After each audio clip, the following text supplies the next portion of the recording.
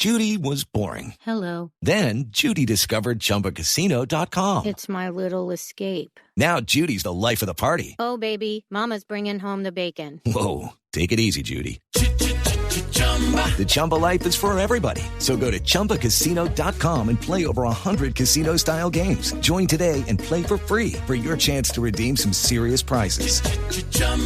ChumbaCasino.com. No purchase necessary. Void where prohibited by law. 18 plus terms and conditions apply. See website for details. Hey all, welcome back to the Real Life Pharmacology podcast. I'm your host, Eric Christensen. Thanks so much for taking the time to listen today. Also remember, go check out reallifepharmacology.com. Hit our subscribe button for the top 200 drugs and get that 31-page PDF for free of the top 200 drugs. I discuss, lay out the pharmacology in there as well as some of the most important things that you're going to actually see in clinical practice. So again, check that out at reallifepharmacology.com. All right, so let's get into the drug today. I'm going to talk about nortriptyline. Brand name of this medication is Pamelor. And I certainly do see this medication used periodically in clinical practice. So first off, it is a tricyclic antidepressant. I did a little bit of a general overview of TCAs before, but wanted to dig down deep with nortriptyline because there's definitely some unique quirks with it that I wanted to point out. So the diagnosis that we're most likely going to see with this medication, or at least the most common I've seen in clinical practice, is in association with various types of pain. Technically, it's classified as an antidepressant. It can certainly be used for that. I've probably seen it more so in nerve-type pain personally. So, you think of diabetic neuropathy, postherpetic neuralgia, things like that. But it is off-label. It isn't technically FDA approved for that, but we've got some evidence saying that it can be beneficial potentially in those specific diagnoses. Other kind of unique indications that I have seen, rarely I have seen it used for chronic headaches. I have seen it used like second or third line down the road for smoking cessation as well. So kind of a jack of all trades drugs. And as I think about this medication, I recognize that it's got a pretty complex mechanism of action in that it does a lot of different stuff, which can be good. It may indicate that it might be beneficial for multiple things. That also can indicate that we might have a pretty wide-ranging adverse effect profile and drug interaction profile, which we certainly do with nortriptyline. So mechanistically, it's going to increase the amount of norepinephrine and serotonin in the brain. That's the simple way of putting it. It does that primarily by blocking reuptake in the presynaptic membrane of the neurons. So that's how it increases norepinephrine and serotonin. It also has other activity potentially blocking histamine. Could also potentially block acetylcholine. So I'll talk about that a little bit as we get to the drug interaction section. So there is, as far as adverse effects go, there is a boxed warning for suicidality risk in pediatric patients and adolescents, so that's important to note. Adverse drug reactions. The most common thing that I see are anticholinergic effects and sedation. Those are going to be the ones that show up most often. These are going to be dose dependent generally. So the higher you go on the dose, the more anticholinergic activity you're probably going to get. And just a reminder, constipation, dry mouth, urinary retention, dry eyes, sedation I mentioned, and also potentially confusion. That's more likely probably as we use this drug in older patients, but certainly something to note. Weight gain can be an issue, so if we're using this in a younger patient where we don't want to cause weight gain, that can be an issue with this med. Fall risk and orthostasis, so lower blood pressure rarely can happen. with this medication as well. So something to watch out for in your geriatric patients. Is also rarely associations with QTc prolongation. So there's a lot of drugs that can do that. I'll mention that in the drug interactions section as well. Now, monitoring. This is an interesting one. Certainly we think about some of those adverse effects and keeping an eye out for that, whether it's blood pressure, whether it's, EKG, QTc prolongation, if you've got a patient at risk for that. Those are important monitoring things, obviously, as well as success of the treatment, whether you're using it for pain or depression or whatever you're using it for. This drug, uniquely for depression, has therapeutic drug levels that we target.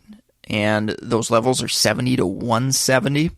They maybe can vary a little bit depending upon the lab and depending upon the units, obviously, you're using.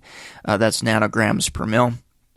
But that is one really, really unique thing. Any typically SSRI, we usually don't target drug levels. We simply escalate on the dose. We target our based upon the response from our patient. We don't necessarily do drug levels routinely in with a lot of the common antidepressant meds. So kind of a unique thing there. Onset of action. So this is a little bit controversial and a little bit muddy. As an antidepressant, you're going to see those beneficial effects likely weeks down the road. You're not going to see it within the first week, at least in most situations. Now, pain, that activity you may see a little bit sooner, maybe within a few days, but in some patients, I have seen it take longer, where maybe it's a few weeks before we start seeing that pain benefit. So that can be a little bit muddy, and you might need to be a little bit patient with the onset of this medication, regardless of the indication that you're using it for there. All right, so let's take a quick break from our sponsor, and we will finish up on drug interactions. If you're in the market for pharmacist board certification study material, if you're looking to pick up some clinical pearls from educational readings, definitely go check out meded101.com/store. Again, meded101.com/store. We've got pharmacotherapy, ambulatory care, MTM, as well as geriatric pharmacist certification study materials. So go scope them out. You can find links to our NAPLEX content as well, if you're a student preparing for that. And then, of course, all our Clinical Pearls books and audible books and things of that nature as well. So go check that out, meded101.com/store.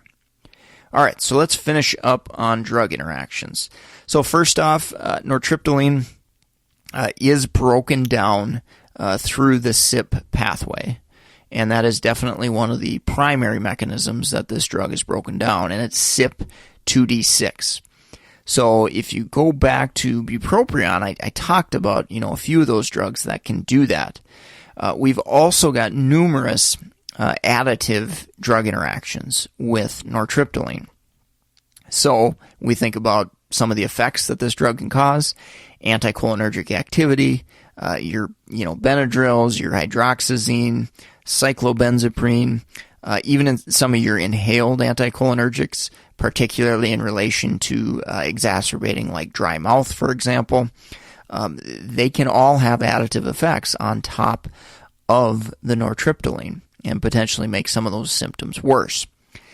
Dementia medications, so acetylcholinesterase inhibitors, your donepezils, your rivastigmines, those effects, those benefits from those medications could be blocked by an anticholinergic medication like nortriptyline. And then, of course, we've got to think about QTc prolongation. I mentioned that, your quinolone antibiotics, your amiodarones, your antipsychotics, medications along those lines. Those can have potentially additive effects. And going back to the mechanism of action, increasing serotonin, increasing norepinephrine. If we've got other meds on board that have additive effects there, we could have issues. You think of, tramadol, for example, and then, of course, other antidepressants, SSRIs, SNRIs, and MAOIs. So typically we don't use TCAs with an SNRI. Okay, mechanistically, it doesn't really make a lot of sense to do that, and you might put that patient at risk for more adverse effects than it's worth. So typically, I can't say I've never seen it, but by and large, you should generally question it if you see a patient on an SSRI or an SNRI with a tricyclic antidepressant like nortriptyline. So a little bit of clinical practice experience there. Certainly don't be afraid to at least ask the question to the provider who's prescribing those medications, because I've seen it numerous times where maybe a primary provider wasn't communicating well with the psychiatrist or vice versa. A patient started seeing a new provider, and then all of a sudden we didn't know that they were already on a TCA, and then maybe an SSRI gets added or an SNRI. And then we kind of double up and add up on that mechanism and cause some potential risk for additive adverse effects like serotonin syndrome. So I think that's going to wrap it up for today. Thanks so much for listening. If you enjoyed the podcast today, do me a solid and definitely go leave a rating, review on iTunes or wherever you're listening. That's greatly, greatly appreciated. If you're in the market for board certification study materials, and or just looking for a good book to pick up some clinical pearls on, definitely go check out meded101.com/store and find all the links to everything there. I'm going to sign off for today. Thanks so much for listening. Take care. Have a great rest of your day. Lucky Land Casino, asking people, what's the weirdest place you've gotten lucky? Lucky? In line at the deli, I guess? Aha, in my dentist's office. More than once, actually. Do I have to say? Yes, you do. In the car before my kids' PTA meeting. Really? Yes. Excuse me, what's the weirdest place you've gotten lucky? I never win and tell. Well, there you have it. You can get lucky anywhere, playing at LuckyLandSlots.com. Play for free right now. Are you feeling lucky? No purchase necessary. Void where prohibited by law. 18+. Terms and conditions apply. See website for details.